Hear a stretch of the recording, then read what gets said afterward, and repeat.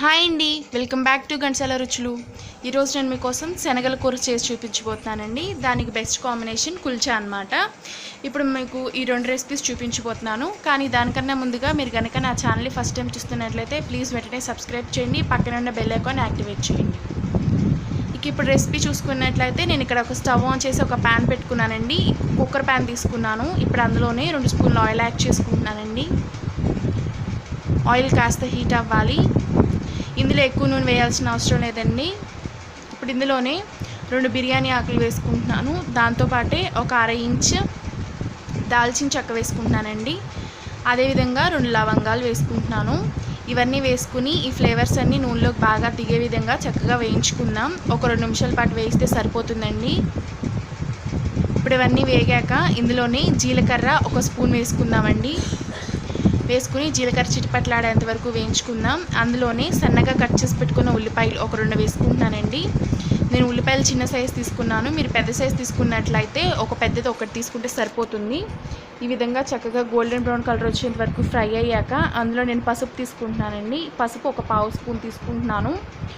పసుపు కూడా కాస్త పచ్చివాసన పోయేంత వరకు చక్కగా ఫ్రై చేసుకుందాం. ఒక 2-3 నిమిషాల పాటు టైం పడుతుందండి. ఒక 2 నిమిషాల తర్వాత మనం ఇందులోని రుచికి సరిపడా ఉప్పు వేసుకుందాం. నేనైతే ఇక్కడ 1.5 స్పూన్ వేస్తున్నానండి. మీరు కనుక ఎక్కువ తిన్నా లేదా తక్కువ తిన్నా చూసుకుని ఉప్పు అనేది అడ్జస్ట్ చేసుకోండి. ఉప్పు కూడా వేసుకుని ఒక 2 నిమిషాలు పట్టుకుందామండి ఉల్లిపాయని. ఇప్పుడు ఉల్లిపాయ బాగా వేగాక అందులోనే 2 స్పూన్లు కారం కూడా వేసుకుందామండి.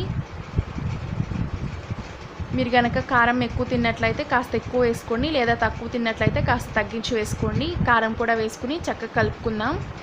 ఈ విధంగా చక్కగా వేగింది కదండి. ఇప్పుడు ఇందులోనే నేను నానబెట్టుకున్న శనగలు వేసుకుంటున్నానండి.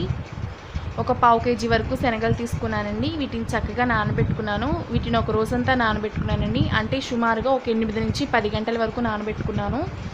అలా నానడం వల్ల ఈజీగా ఈ మసాలా అంతా దానికి ఈజీగా పడుతుందండి. కాబట్టి నేను ఒక 8 గంటల వరకు నానబెట్టుకున్నాను.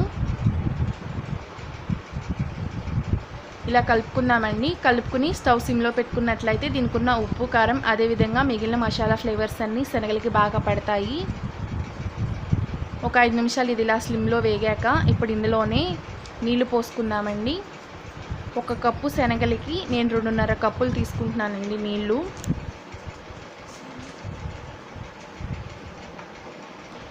ఇవి ఇలా మరుగుతూ ఉన్నప్పుడు ఇక స్టవ్ని మీడియంకి అడ్జస్ట్ చేసుకొని దానిపైన కుక్కర్ మూత పెట్టేసుకుని ఒక 3 విజిల్స్ వచ్చేంత వరకు ఉంచుకుందామండి. 3 నుంచి 5 విజిల్స్ వరకు ఉంచుకుందాం. స్టవ్ మీడియంలో పెట్టుకుందాం. ఇక మనం దానికి పర్ఫెక్ట్ కాంబినేషన్ వచ్చేసి కుల్చా అని చెప్పాను కదండి. ఇక మనం దాని ప్రొసీజర్ చూసుకున్నట్లయితే నేను ఇక్కడ ఒక మిక్సింగ్ బౌల్ తీసుకుని అందులో 1 స్పూన్ ఈస్ట్ యాడ్ చేస్తున్నానండి. దాంతోపాటే ఒక 1/2 స్పూన్ పంచదార. ఈస్ట్ యాక్టివేట్ అవ్వడం కోసం నేను పంచదార యూజ్ చేస్తున్నాను. పంచదార అనేది కంపల్సరీ అండి. దాంతోపాటే 1 కప్పు గోరువెచ్చటి నీళ్ళు వాడుతున్నానండి. వేసుకుని 1 స్పూన్ తీసుకుని దీన్ని మొత్తం బాగా కలుపుకుందాం. ఇలా కలుపుకోవడం వల్ల ఈస్ట్ అనేది వాటర్లో బాగా కలిసిపోతుందండి. చూసారు కదా, ఈ విధంగా కలిసిన తర్వాత ఒక 5 నిమిషాలు దీన్ని మనం పక్కన పెట్టుకుందాం. ఇప్పుడు ఒక మిక్సింగ్ బౌల్లోకి మైదా పిండి తీసుకున్నానండి. మైదా పిండిలో రుచికి సరిపడా ఉప్పు వేసుకుంటున్నాను. వేసుకుని ఒకసారి కలుపుకుందామండి. ఉప్పు మైదా మొత్తం కలిసే విధంగా కలుపుకొని ఇప్పుడు ఇందులోనే నేను ఇందాక కలిపి పెట్టుకున్నాను కదండి ఈస్ట్ మిశ్రమాన్ని, అది వేసుకుని చక్కగా కలిపేసుకుంటున్నాను.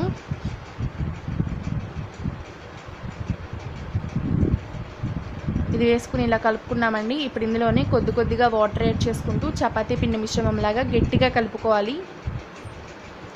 దీన్ని ఎంత గట్టిగా కలుపుకుంటే అంత మంచిదండి. ఎందుకంటే ఇది ఈస్ట్ వేసాం కదా, పిండి డబుల్ అవుతుంది. కాబట్టి మీరు గట్టిగా కలుపుకోండి.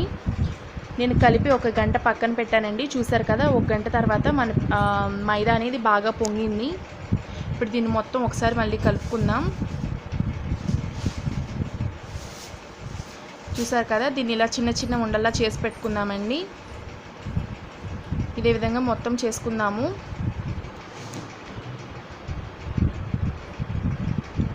ఈ విధంగా ఉండలన్నిటిని ఈవెన్గా చేసుకుని ఒక 10 నిమిషాలు పక్కన పెట్టుకుని ఈ విధంగా ఒక ప్లేట్కి ఆయిల్ రాసుకుని చేతికి కూడా ఆయిల్ రాసుకుని ఇలా ఒక చపాతీ లాగా చేత్తోనే ఒత్తుకోండి. చూసారు కదా, ఇక్కడ చూపించే విధంగా ఈ విధంగా ఒత్తుకోండి. ఒత్తుకున్న తర్వాత దాని మీద కాస్త కొత్తిమీర కూడా పెట్టుకోండి అండి. పులిచాక కొత్తిమీర కంపల్సరీ పెడతారు, సో మీరు పెట్టుకోండి. మీకు ఇష్టమైతే మీరు నువ్వులు కూడా వాడచ్చు, నేను ఎక్కడైతే వాడట్లేదు నువ్వులు. ఈ విధంగా కొత్తిమీర కూడా పెట్టుకుని దానిపైనుంచి కాస్త ఆయిల్ అప్లై చేసి ఈ విధంగా షేప్లోకి తెచ్చుకుందాం. ఇది కాస్త మందంగానే చేసుకోండి అండి, ఈస్ట్ వేసాం కాబట్టి మందంగా చేయడం వల్ల ఇంకా బాగా పొంగుతుంది. ఇప్పుడు ఒక హీట్గా ఉన్న ప్యాన్ తీసుకుని దానికి ఎటువంటి నూనె అయితే అప్లై చేయాల్సిన అవసరం లేదండి, ఎందుకంటే ఆల్రెడీ పిండికి మనం బాగా ఆయిల్ అప్లై చేసాం కాబట్టి దీనికైతే ఆయిల్ వాడాల్సిన అవసరం లేదు. ఆయిల్ లేకుండా ఇదే విధంగా కుక్ చేసుకుందాం. స్టవ్ మీడియంకి అడ్జస్ట్ చేసుకుని రెండు వైపులా బాగా కాల్చుకోవాలి.